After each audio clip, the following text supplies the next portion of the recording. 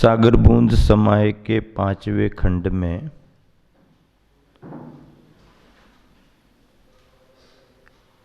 आलोचना, समालोचना, प्रत्यालोचना संबंधी विचार रखे जा रहे हैं।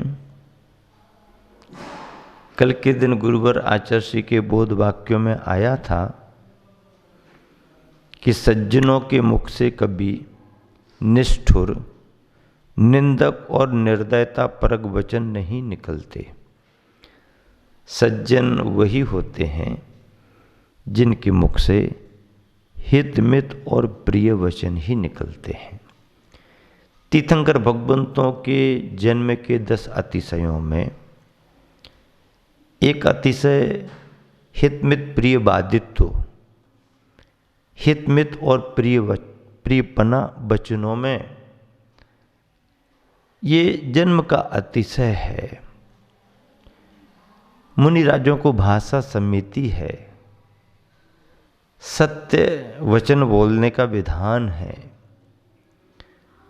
हमारे द्वारा बोले गए वचनों में सत्यता तो होनी चाहिए, पर कठोरता नहीं होना चाहिए, निर्दयता नहीं होनी चाहिए, निंदा परक शब्द नहीं।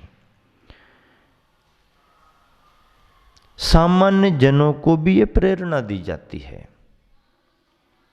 और इसलिए गुरुवर आचार्य श्री ने अपने संदेश में कहा, जिसे बोध वाक्य बनाया गया है कि सज्जनों के मुख से कभी भी निष्ठुर, निंदक और निर्दयता परक वचन नहीं निकलते।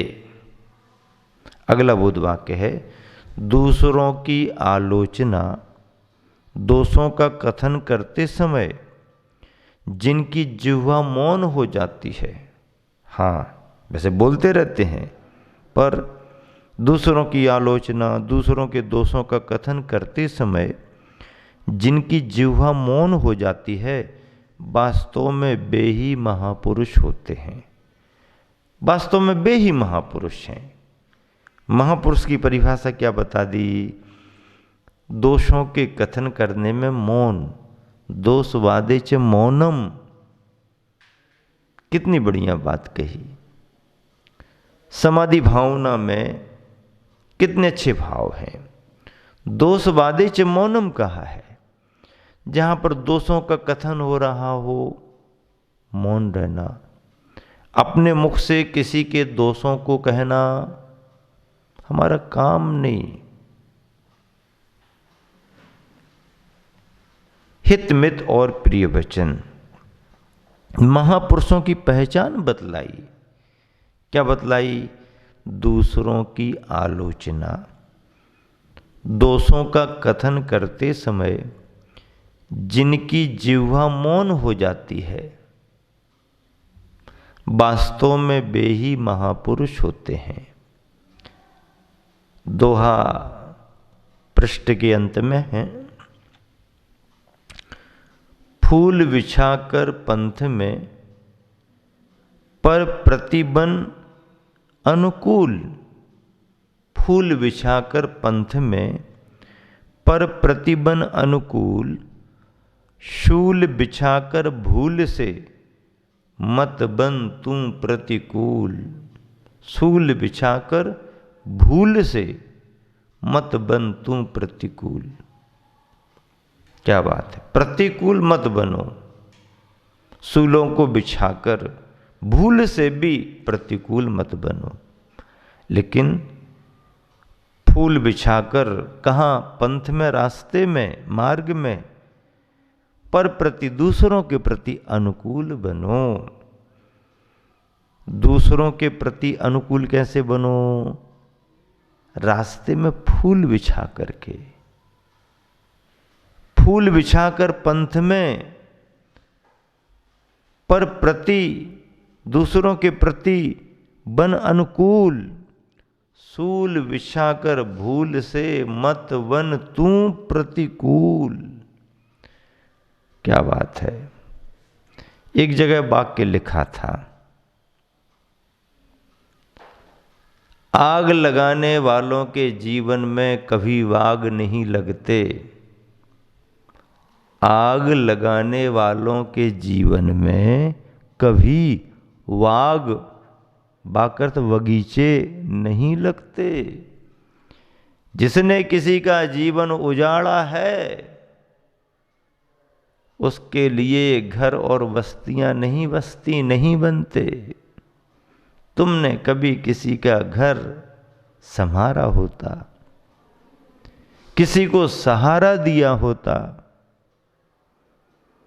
कहीं पर वृक्षारोपण किया होता, कहीं हरे भरे उद्यान को खाद पानी दिया होता, कभी किसी वृद्ध बूढ़े की लाठी सहारे के रूप में बने होते तो तुम्हें भी कुछ अच्छा मिलता। गाली देने का परिणाम गाली ही निकलता है, और तीव्रता तुम्हारी आ गई तो गाली का परिणाम गोली भी निकल सकता है। गोली का मतलब शक्कर खाने वाली गोली नहीं, हाँ, जीवन समाप्त करने वाली गोली। फूल बिछाकर पंथ में, पर प्रतिबन अनुकूल। जो व्यक्ति रास्ते पर जा रहे हैं उनके मार्ग में उन्हें कष्ट ना हो, फूलों जैसा व्यवहार करो। पुष्प की अभिलाषा, फूल क्या चाहता है, और उसमें कवि ने बताया कि फूल कहता है मुझे ये नहीं बनना, ये नहीं बनना, ये नहीं बनना, ये नहीं बनना, वो नहीं बनना, ये नहीं चाहिए, वो नहीं चाहिए, वो नहीं चाहिए। तो क्या है इच्छा फिर? फूल कहता है कि हे बनमाली, मुझे उस रास्ते पर फेंक देना जहां से मातृभूमि की रक्षा के लिए सैनिक निकल रहे हों। मातृभूमि की रक्षा के लिए सैनिक निकल रहे हो, उस रास्ते पर मुझे डाल देना। बहुत बड़ी बात है। गुरुवर आचार्य श्री यही कहना चाह रहे हैं कि दूसरों के प्रति अनुकूल बने, उनके रास्ते में फूल बनकर, लेकिन भूल करके भी किसी को प्रतिकूल बनने के लिए रास्ते के सूल ना बने, कांटे ना बने। बहुत अच्छा भाव है। अपना जीवन दूसरों को अनुकूल बने, यही हमारा धर्म है। दूसरों को कष्ट देना हमारा धर्म नहीं है, दूसरों के कष्ट दूर करना हमारा धर्म है।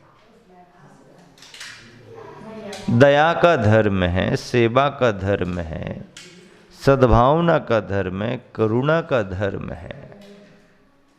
क्रूरता में धर्म नहीं है, किसी को सताने में धर्म नहीं है, किसी को काटे चुभोने में धर्म नहीं है। किसी के पैर में लगे हुए कांटों को निकालना हमारा धर्म है। किसी के मन में आने वाले विकल्पों को निकालना हमारा धर्म है। किसी के जीवन में आई हुई शल्य को दूर कर देना, उसे निशल्य बना देना हमारा धर्म है। धर्म तो दूसरे के सुख में सुखी होना और दूसरे के दुख में दुखी होने का नाम है। दूसरे का दुख देख करके हम द्रवित हो जाएं तो धर्म हमारे साथ पल रहा है। दूसरा यदि सुख का अनुभव कर रहा है तो हम भी उसके सुख में सुख का अनुभव करें, यही हमारा धर्म है। अगला बोध वाक्य है, किसी के साथ नहीं बोलना यह तो अच्छा है। सुनो, ध्यान से सुनो, क्या सुना रहे हैं? सुनो सभी लोग, ध्यान से सुनो। किसी के साथ नहीं बोलना यह तो अच्छा है, लेकिन एक से बोलना और एक से नहीं बोलना, यह हमारे राग द्वेष को सूचित करने वाली खतरनाक परिणति है। किसी के साथ नहीं बोलना तो अच्छा है, मौन है तो मौन है, किसी से नहीं बोल रहे, लेकिन एक से बोलना और एक से नहीं बोलना, एक से बात करना, एक से बात नहीं करना, यह हमारे राग देश को सूचित करने वाली खतरनाक परिणति है। हाँ, खतरनाक, राग द्वेष आ गया तो खतरनाक परिणति है। निजता का पाठ अब प्रारंभ हो रहा है। छोटे छोटे बोध वाक्य इसमें हैं, प्रेरणादायी हैं। क्या कह रहे हैं गुरुवर? हम लोग अभाव में तो पूजा करते हैं पर सद्भाव में नहीं। अभाव में तो पूजा करते हैं, तकलीफ है, परेशानी है, कुछ मिल नहीं रहा है, पाने की भावना है, तो हम लोग अभाव में तो पूजा करते हैं पर सद्भाव में नहीं, मतलब भूल जाते हैं। साधन है, सुविधाएं हैं, तो फिर भूल जाते हैं। अगला बोध वाक्य है, सद्भावना हमारे अंदर छिपी संभावनाओं को अभिव्यक्त कर देती है। सद्भावना हमारे अंदर छिपी संभावनाओं को अभिव्यक्त कर देती है। कितनी बड़ी बात है, बहुत बड़ी बात है। सद्भावना जो है वो हमारे अंदर छिपी संभावनाओं को अभिव्यक्त कर देती है। चिराग को नहीं किंतु चिर आग को बुझाओ। चिराग को नहीं, किसको बुझाओ? चिराग को नहीं बुझाओ, चिराग को नहीं बुझाओ, चिर आग को बुझाओ। चिरकाल से जो आग अंदर चल रही है उसको बुझाओ। अगला बोध वाक्य, मानव माया का दास बना है। मानव माया का दास बना है। माया मानव की दासी नहीं, माया मानव की दासी नहीं बनी, लेकिन मानव माया का दास बना है। मानव तो माया का दास बन गया, लेकिन माया मानव की दासी ना आज तक बनी है और ना आगे कभी बनेगी। मानव जरूर माया का दास बना है। आशा को ही जिन्होंने दासी बना लिया, आशा को ही जिन्होंने दासी बना लिया, अब उनके चरणों में सारा जगत ही दास बनकर खड़ा हो जाएगा। आशा को ही जिन्होंने दासी बना लिया, आशा को अपने अधीन कर लिया, आशा के अधीन नहीं, आशा को अपने अधीन कर लिया, दासी बना लिया, अब उनके चरणों में सारा जगत ही दास बनकर खड़ा हो जाएगा। वाह! जिन्होंने आशा को जीत लिया, आशा को दासी बना लिया, उनके चरणों में सारा संसार झुक गया। सारा संसार, जितेंद्रिय, आशा को जीतने वाले, इंद्रियों को जीतने वाले, राग द्वेष को जीतने वाले, ऐसे तो आशा को ही जिन्होंने दासी बना लिया, अब उनके चरणों में सारा जगत ही दास बनकर खड़ा हो जाएगा। अगला बोध वाक्य, अज्ञानता की धरती पर ही राग द्वेष की खेती हो रही है। अज्ञानता की धरती पर ही राग द्वेष की खेती हो रही। राग द्वेष की खेती कहाँ हो रही? कौन सी जमीन में हो रही? राग द्वेष की खेती अज्ञानता की जमीन में हो रही है। कहाँ हो रही है?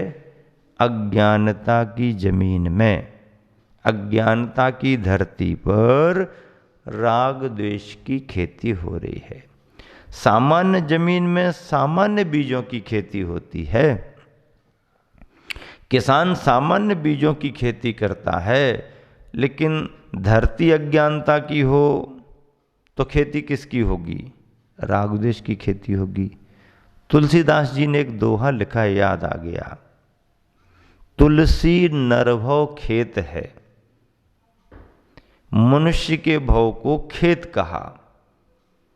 तुलसी नरभव खेत है,